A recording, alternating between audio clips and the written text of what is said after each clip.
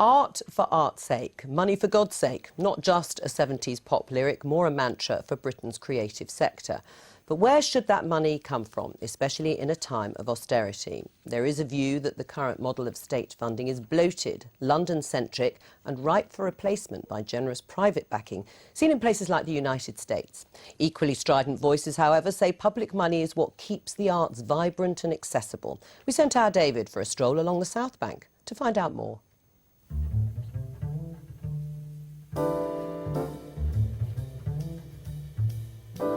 Some of Britain's national treasures, cathedrals of culture, altars of high art. Mind you, they don't come cheap. To state fund the arts or not to state fund the arts? That is the question which has engrossed politicians and cultural commentators for decades. Whether it is nobler for the taxpayer to stump up or for the arts to rely on wealthy benefactors, just like they used to do in the olden days. We forget that public funding for the arts is really an experiment in the UK. It's something that started just after the war and really wasn't in the British tradition at all, right through the 19th century and well before that, of course, which is a time when Britain produces lots of great art. You know, this is the country of Shakespeare and Milton and Constable and Purcell and all the rest of it.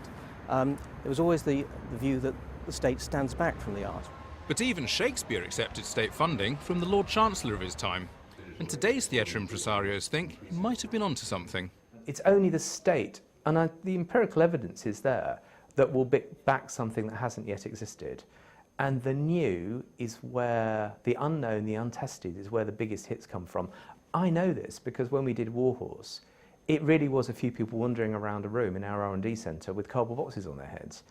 We had no idea it would turn into a global hit and has absolutely saved the finances of the National Theatre.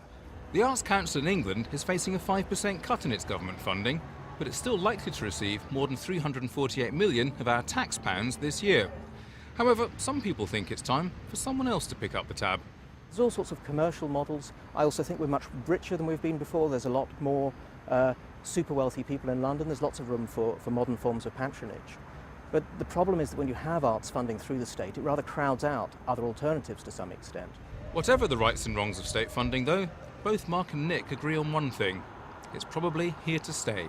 I see no sign of anyone with the political guts to change how arts is funded. It simply looks too bad and is too unpopular, even if the results might actually be better, might create a more robust art sector with more diverse sources of funding, might indeed produce more interesting and creative forms of art and would get art away from the long arm of the state. Why would you give up? Why would you retrench on something which, from the world's perspective, we do very, very well? Why wouldn't you celebrate that? I don't think these arguments are lost on the current government. I think they're known very, very well. Oh, it looks lovely on the South Bank. And we're joined now by the Conservative MP, David Ruffley. Welcome to the programme. Before I come to you, Deborah, first of all, we're right in saying you are part of a group setting out a document which makes a new case for investment in the arts and culture. Is this a plea for survival? No, I think what it is a realisation that over the last decade we perhaps haven't been sharp enough in articulating, particularly to a new administration, the public benefit which derives from arts investment. So I think this is not about saying, oh, we better get... It's simply about articulating those arguments. You know, I think it's very interesting to go back to Keynes and look at his model. Surely, in the 21st century, we should not be taking too much attention of the reasons why Keynes did or didn't set up the Arts Council, whether it was a temporary intervention or not. I don't believe he thought it was a temporary intervention, as Mark Sidwell is suggesting. What about the benefits? I mean, you say you haven't articulated them well enough. Do they, being the government and the coalition, not yet understand and appreciate, as you see it, the benefits of arts and culture? I think the government is starting to understand the economic case. They want sharper arguments for us about the benefits it delivers in terms of the economy.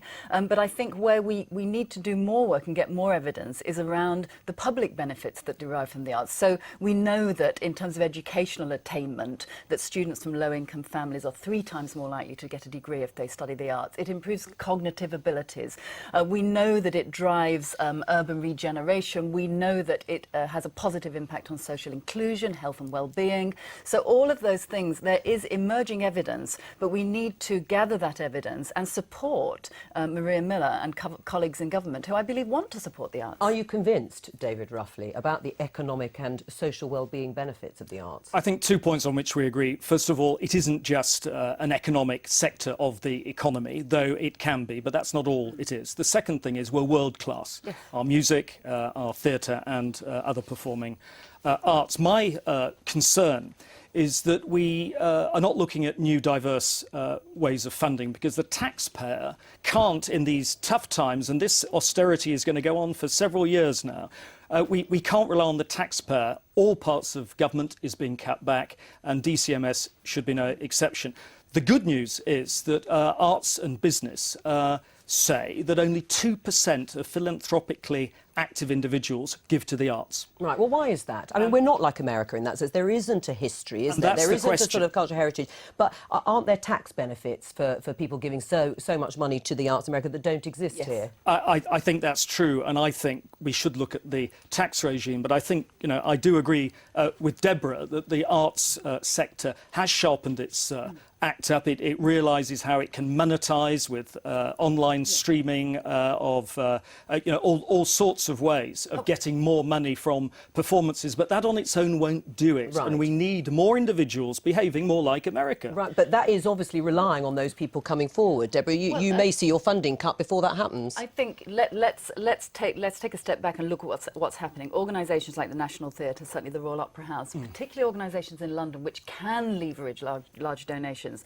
The public funding is reduced hugely. I think it's a fifth now for the National Theatre is public funding. Ditto the Royal Opera House. So we are finding new ways to bring money into the arts. We have to be careful of the American model, because what happens with arm's length funding, and I do believe in the arm's length principle, it's difficult to maintain, but it's worth maintaining, is you don't have the repertoire and the innovation and creativity driven by a select group of stakeholders. You have the ability to take strategic and longer term decisions which are good for the arts. And the other point about the arts is investment in the subsidised sector drives the creative industries. Now, the creative industries deliver 6% of GDP. They employ 2 million people, 16 billion of exports.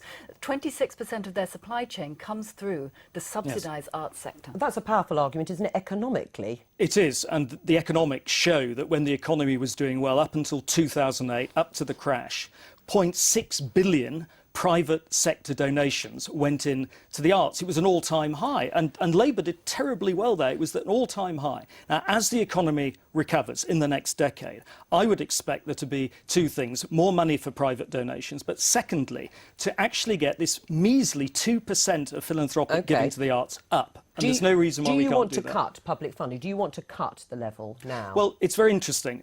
Key statistic. This year, is we're seeing to Arts Council England £600 million going in. What was it in the last year of the Labour government? 600 million. And that's because, whilst departmental spending has been cut, you're quite right, the lottery is taking up the slack. So there's more lottery money going in than under the Labour government, and therefore net, we are not seeing a cut to Arts Council England. Lottery money is not government's money, it's people's money. The percentage of government spending on the arts now is 0.5%. Across Europe, the average is 1.55%. I'd like to see it go up to at least 4 or 5%. Is that affordable? Because of the benefits it delivers. We need to stop thinking that the arts are in a box and they only deliver benefits to the arts. They don't. They deliver benefits across government agendas, from health to But do they deliver prisons. across the board in terms of different parts of the population? I mean, there is a real claim that it is London-centric. And living in London, I'd get the feeling that it is if you go around other parts. There's without doubt a challenge. I mean, historically, artists have collected in London, audiences have developed in London, so you have an ecology. I think we can look to the BBC and what impact's been made by moving parts of production to Bristol and Salford. There are things to be learned, but let's not imagine that where you invest the money is where the impact happens. Because, of course, when you invest in the National Theatre, the impact actually happens across the country and globally. Ditto the RSC. Where would you make a saving in some of the publicly funded parts of the arts if you were going to? Well, I think it's asking the wrong question. It is a fact that 600 million goes to Arts Council England this year, next year, and that's the same as under the Labour government. And do you think it's too much? The reason is, I don't care whether it's taxpayer funded or not. The fact is the lottery has shot up in the last 2 years. The amount that goes, we're giving less to environmental causes and more to the arts. Now, that's a choice that the government has made. More lottery money, that's what the lottery was initially 20 years ago intended for. But it wasn't intended to take away the government funding. We should not remove the government's responsibility to Arts fund Council is arts still for the getting what people. it did in the last year of the Labour government, and I don't think the ceiling is falling in. David Ruffley, thank you for joining us.